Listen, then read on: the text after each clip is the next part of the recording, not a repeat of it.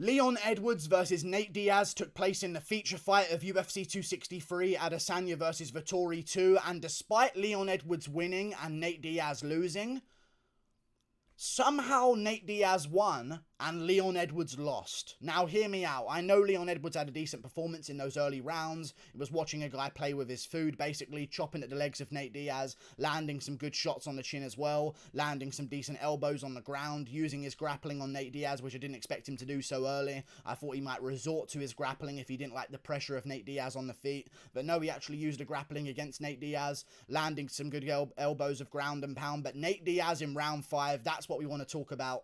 Nate Diaz rocks Leon Edwards with exactly the shot that Usman hit Masvidal with, basically set up with the lead hand, straight left, right down the pipe, right on the chin of Leon Edwards, and Edwards was hurt. I don't mean Edwards was... Like, when Nate tagged Conor McGregor in their first fight, a lot of people don't talk about that, but Nate Diaz tagged McGregor in their first fight, and looked like he sort of stumbled him a little bit. Didn't look too wobbled, but McGregor got stumbled a little bit. This was nowhere near that level. Leon Edwards was really badly hurt. In fact, I thought for a second he was going to go down exactly the same way that Burgos did, because he was looking at Nate Diaz like... And he started sort of going backwards. I thought, oh my God, he's going to collapse here. Nate Diaz landed some really good shots, really badly hurt Leon Edwards at the end of round 5.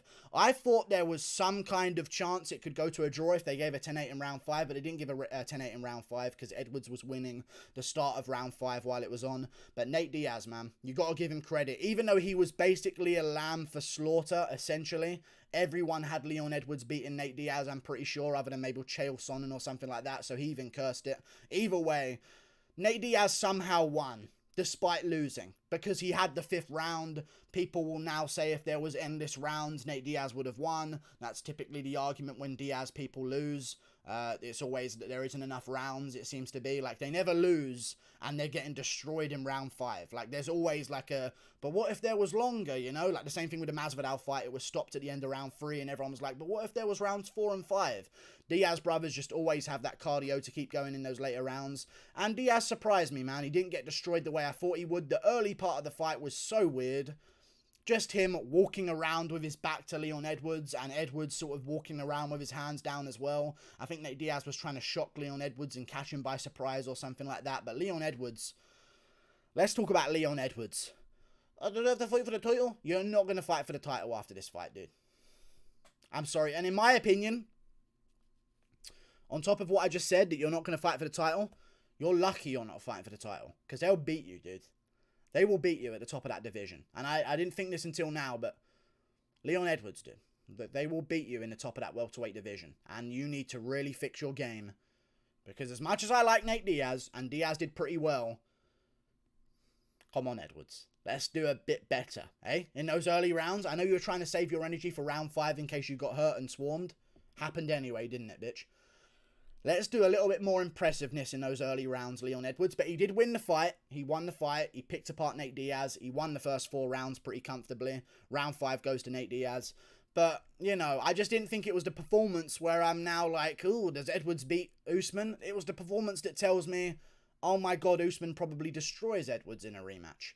So, I think Edwards should take another fight before he fights for the title. I know he's going to want the title shot and he thinks he deserves it. He made a bit of money here against Nate Diaz. Good for him. The most money he's ever made in his career.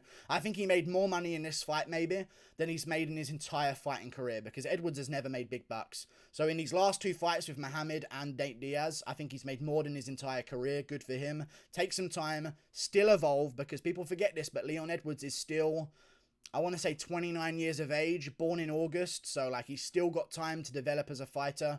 I don't think he needs to rush himself here to come back and fight for the title, but Nate Diaz had a good performance, I guess, compared to what I thought was going to happen. I thought it was just going to be a systemic destruction of Nate Diaz, and Edwards was going to finish him whenever he wanted to in the later rounds, whenever he thought it was safe. But no, Nate Diaz came back and kept the spirit of the Diaz alive, because if he just lost the 4th and 5th the way he lost the first 3 rounds, people are calling for him to retire, people are saying he ain't got it no more, people are saying he should maybe hang it up, this is hard to watch. But the fact that he had that 5th round and had a moment where he actually had a chance against Leon Edwards to finish him just makes it so that he's still going to be around. And if I had to find another opponent for Nate Diaz, I assume that he's going to be fighting at 170, and I don't know who he would take on.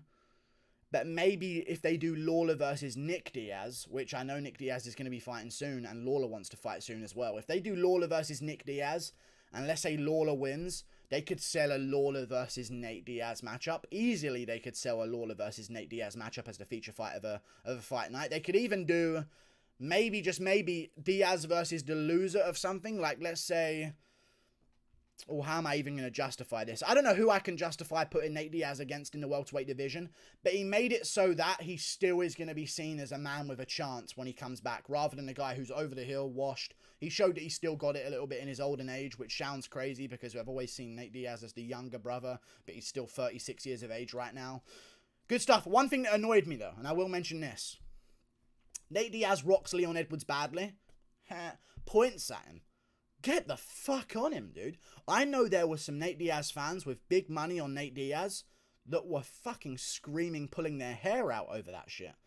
Edwards got rocked badly, and Diaz was laughing at him. Just looking at him. Haha, I rocked you. Oh, wait, I should finish. That's basically what it was. Like, dude, switch on immediately. Get this finish against Leon Edwards, and finish the fight and get the massive upset. But no, Edwards survives the 5th round, barely. I just don't think this was a good look for Edwards, man. The whole narrative was that Edwards was secretly a god. And he was going to tear through the division. And he's the problem for Usman at welterweight. And he would beat Wonderboy. And he would beat Gilbert Burns. And he would beat Jorge Masvidal.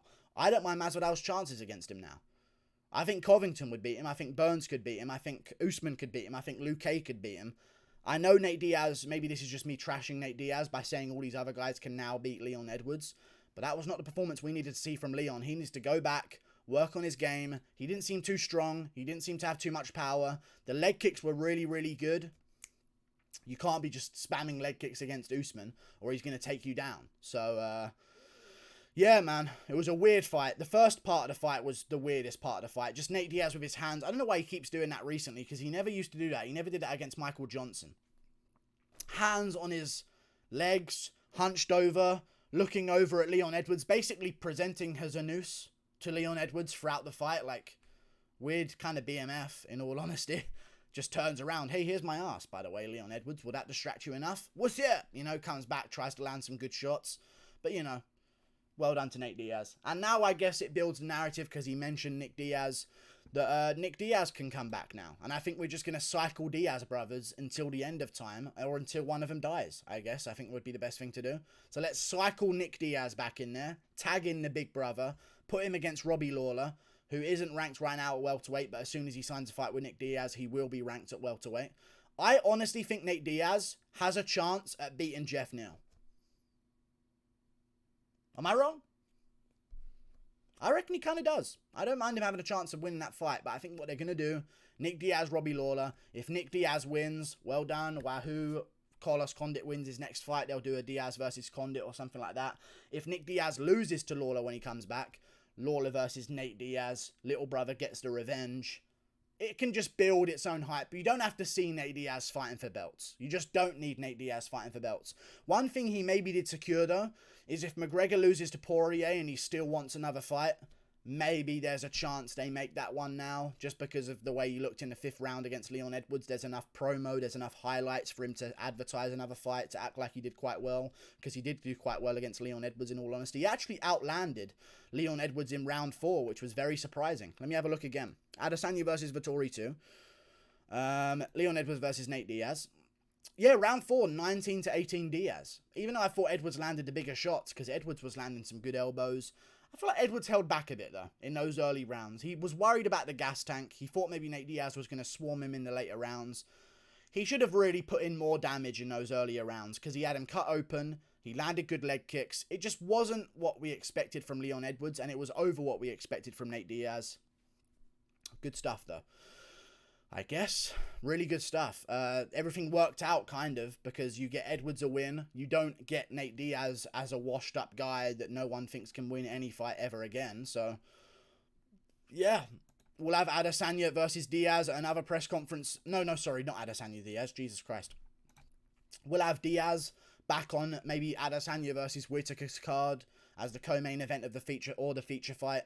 Anything. Nate Diaz has shown that he is indeed a needle mover. His fans showed up in troves to watch him fight against Leon Edwards. Like, if they're showing up to watch someone fight Leon Edwards, they're showing up for every single one of your fights. Like, if you're a fight fan of a fighter and you love your fighter and you'll show up to watch them fight Leon Edwards, you'll show up to watch them fight anyone. And you could hear the crowd reaction. They cheered for Nate Diaz. They booed Edwards out of the cage, which is really horrible for Edwards, man. He's so unlucky. He can't get a fucking good thing said about him or a fucking break whatsoever. Like, even if he wins, he fucking loses, dude. And there's just not much you can do. He's just the unluckiest man on earth. But yeah, I wouldn't mind still seeing Leon Edwards versus Jorge Masvidal in the meantime. If he doesn't want to wait for the winner of Wonderboy versus Burns, or if he doesn't want to risk trying to get a title shot, because I think they're probably going to go with Covington Usman now, seeing as Leon Edwards didn't do the best against Nate Diaz. I think they could do Edwards Masvidal in the meantime. Edwards just is going to be the biggest name he's ever been. Masvidal he beat a better version of Nate Diaz, a lot better than Leon Edwards did as well. So I actually think there's a chance there for Jorge Masvidal. So I think the fight to make is Edwards versus Masvidal. Co-main event or feature fight of a pay-per-view. Why not make it 5 rounds anyway? Because I think that's something that's going to happen more often as the fights go on. How many Instagram followers does Leon Edwards have? Let's have a little looky here. 172k. It's not going to get higher than that. Let's make the fight now between him and Masvidal. There's storyline. There's beef. And he just won against Nate Diaz. So there's even more storyline to say that, hey, he beat Nate Diaz too. He's coming off the biggest fight of his career. Now it's time to make this fight with Jorge Masvidal. And you already know what I said to do about Nate Diaz. But good stuff. Nate Diaz, man. Somehow he wins. Partying with the Nelt boys, invited everyone over his house, smoking weed at the press conference. And I think Nate Diaz really contributed to everything on this card. You know, just his presence and his existence there brought the eyes on Adesanya Vettori, brought the eyes on Moreno. He spudded Moreno, made Moreno a bit more of a fan favourite there. Nate Diaz approval spud. It was good stuff. Like and subscribe. Thank you for watching. Click that button up there. Toodle pip. I'll see you later.